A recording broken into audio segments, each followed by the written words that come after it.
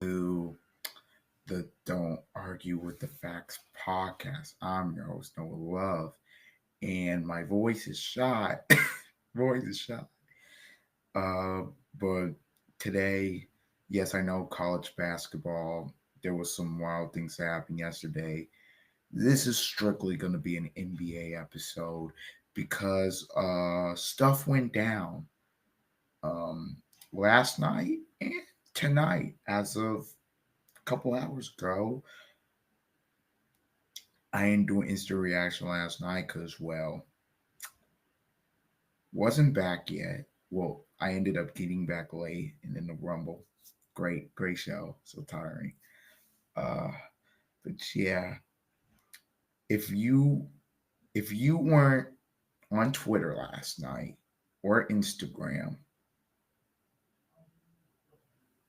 I don't know how you missed it. If I'm being honest, but the most wild trade in my lifetime that has ever happened and might not I don't even think it's recency bias. I legitimately do not remember this wild of a trade.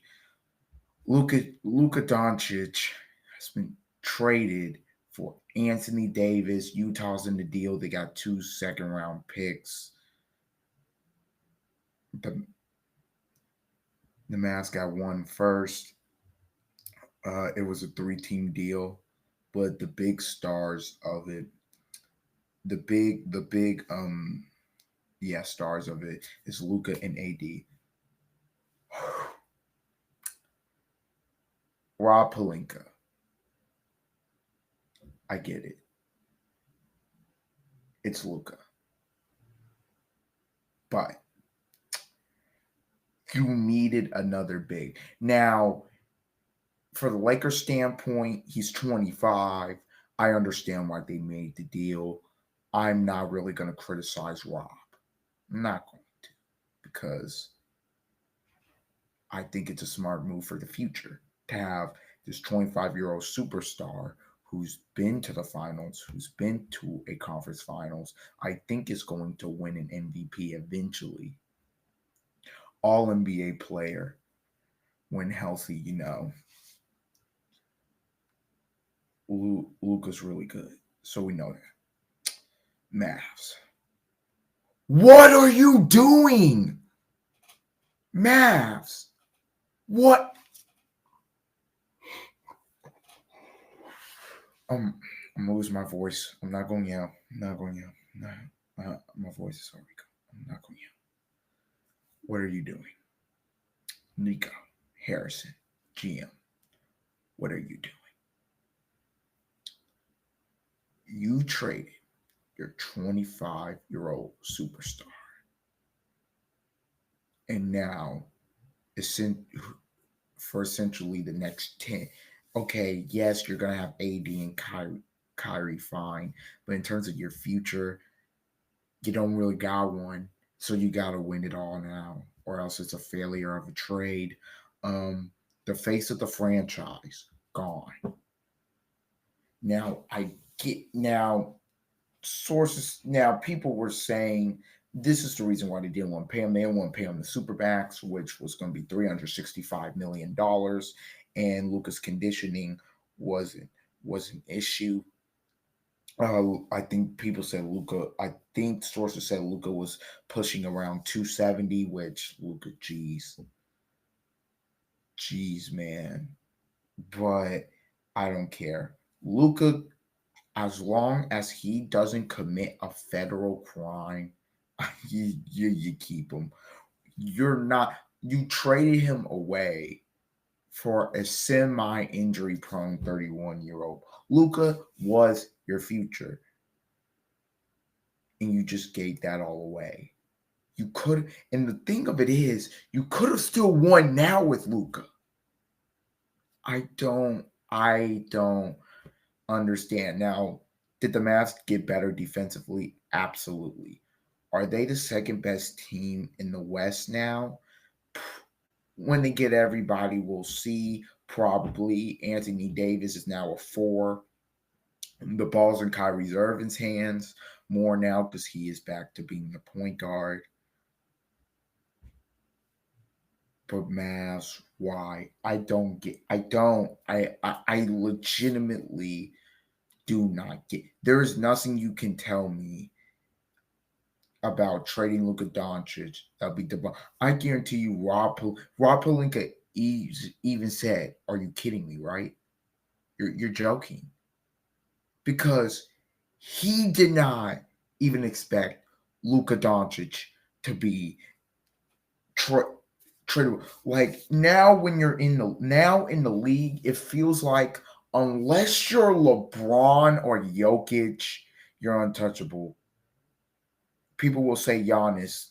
Yeah, this shows me maybe even Giannis could get traded at some point. I don't know. Cause what? And okay, if Luka had asked out, that's different. Luka didn't even ask out. You got one first, and you only got one first for Mavs. I don't know what you're doing. Lakers, okay, good move for the future. For this year, unless now the deadline's next week, so Rob Pelinka obviously has to make some moves to get some size. He has no size. Jackson Hayes is their starting big, and they've got Christian Coloco coming off the bench. Against Jokic, you're screwed. You don't got it. Your defense cooked. Reeves tries, isn't that great of a defender. We know Luka's a bad defender. LeBron, he's 40, so you can't expect him to go out there every night and just straight lock people down. Rui Hachimura, he's okay defender, but now you have no rim protection. Your perimeter defense is cooked. So the Lakers, you have to make some moves before the deadline to get this team even to be comp competent defensively. JJ Redick now in year one has to manage Luka and LeBron, which he was doing well managing Luka and AD, so I don't think that would be much of an issue. Plus, in his end years, he was teammates with Luka Doncic, so we'll see on that. Uh, I just don't know. Lakers standpoint, I get it. Mavs standpoint, I will never I will never understand it. This trade had people thought Shams was hacked because this is such a wild trade. The NBA is wild. Is wilding out. Again, I saw a picture on Instagram today, and it's from 10 months ago. In the conference finals was 10 months ago. Western Conference Finals 10 months ago. It was a picture of Luka and Towns. Towns is on the Knicks. Luka's now on the Lakers. What are we doing? T Wolves are starting to figure it out with Randall a little bit. I know they lost to the Wizards last night, but Randall and Ant were out. So okay. The West is wild. There's another trade that we will get into after I'm done talking about this, and then I'll head out because look, Super Bowl's this week, but I just had to get this out because I need to address this before Luka plays a game, before AD plays a game. The Mavs defense will be really good. Interior, you're not gonna be able to really drive in the room because now you have two rim protectors in the game at all times at least. Or Davis will play some five, but he won't always be the five. He'll be the four for the most part. Now you've got Davis as a rim protector and Lively, or I can give Davis and Gafford is good. By the way, now PJ Washington comes off the bench, so he can give you a lift with corner threes. I really like. For now, I'm looking at the Mavs roster. I'm like, okay, it's not bad. It's just Luka. Oh my god!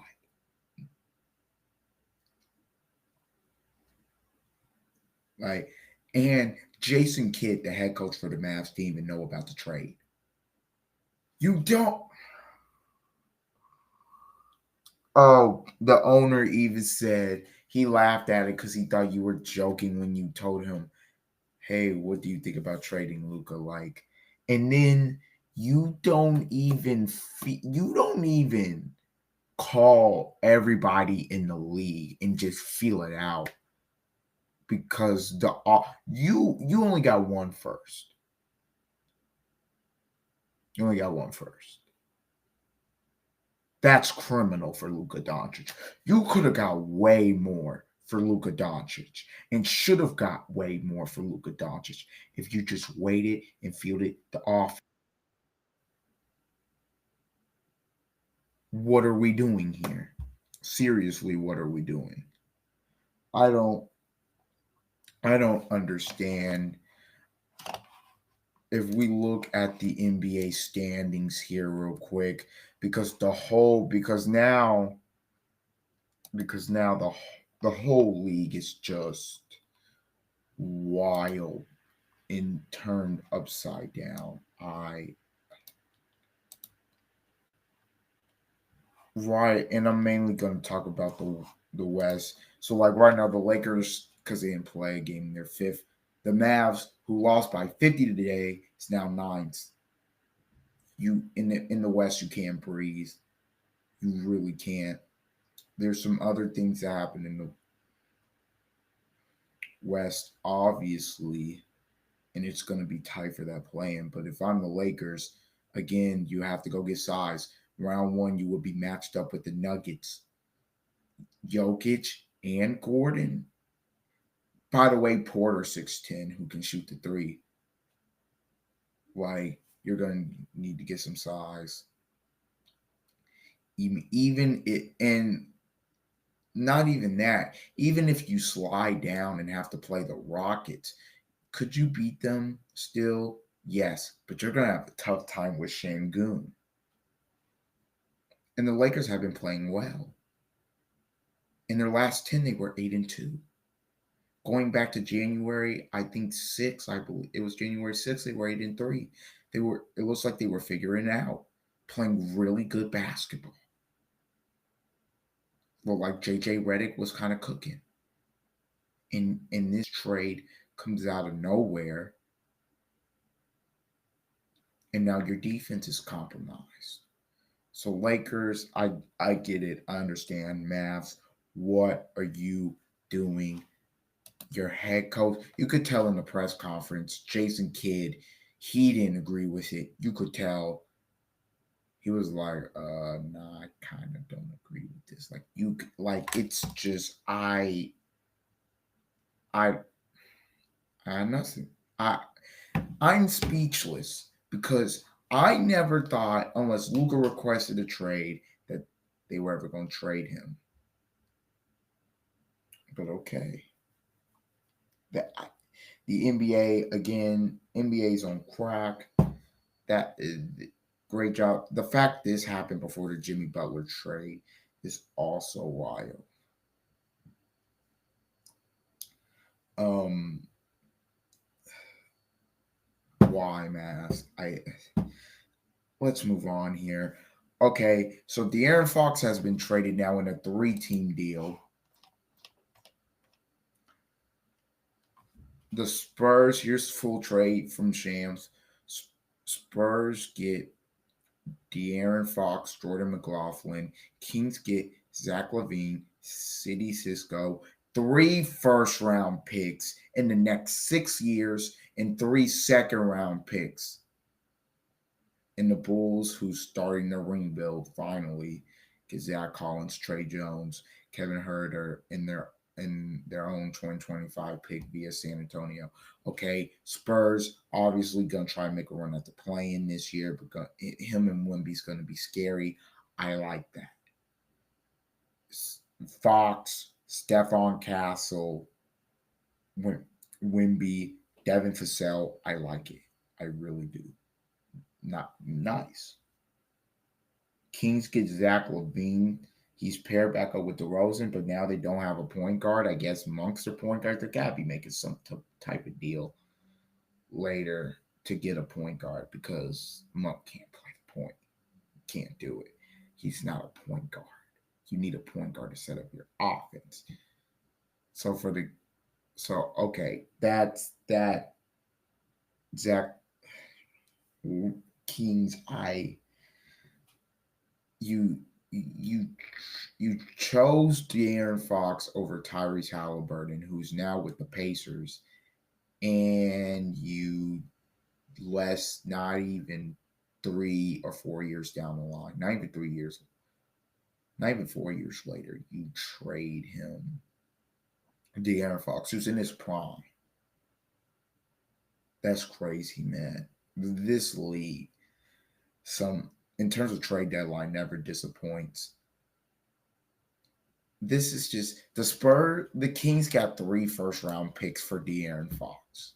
They got 3. And the Mavs only got 1. They only got 1 first round pick. Mavs got 3. What are we doing? Seriously, what are we doing here? See, I seriously question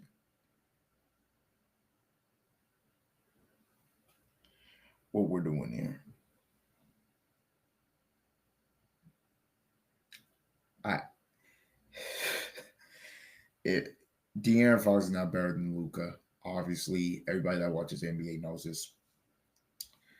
And you somehow only got 1 first round pick. It's crazy to me. Turn back to this deal though. In terms of the Spurs, obviously the Fox and Wemby pick and roll is going to be great. Getting Wemby that second star is going to be really good. Defensively, Fox can guard too, so you're obviously fine there, and obviously you have paint protection with Wimby. Fox and Stephon Castle is going to be nice defensively. Obviously, Fox can go get his own and go scores. He's 25 and 5 a night, or 25 and 8 a night. Some nights, you get it. Obviously, Wimby's been incredible this season, so I think the Spurs can make a run at the play-in with this new unit.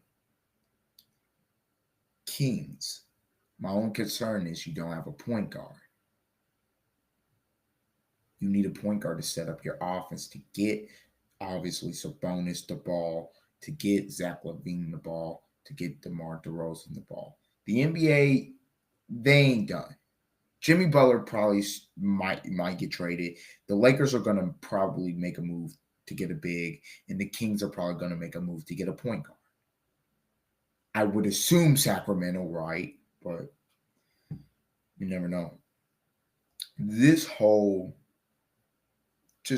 weekend has been wild. We got some things to talk about as Super Bowl week. The West just got very interesting. You didn't really know who the second and third best teams are. You still probably don't know. Dallas, I think, is in there somewhere. The Spurs are speeding up the rebuild process, which is nice to see because Wemby's too good. You need to get him some help, and they're doing that. I just don't know, man. This weekend. First of all, the Fox trade wasn't as shocking because okay, you kind of saw it coming. Him getting traded is just you didn't think it'd be in a 3-team deal. The Luka and AD trade caught everybody way because that's a trade that doesn't even work on NBA 2K, let alone real life. So man, I don't know, man. If you want to get into the X's and O's of it, Kings, you're gonna see obviously they're gonna run LaVine off some action. They have a 3-point shooter. You obviously have 2 guys you can give it to in the clutch, and LaVine and DeRozan who are clutch. Sabonis, I don't know how he's gonna get the ball because again, you need a point guard to set up the offense. And Sabonis has played really well this year. They need to get a point guard so Monk can play his rightful position at the two and coming off the bench as a six man.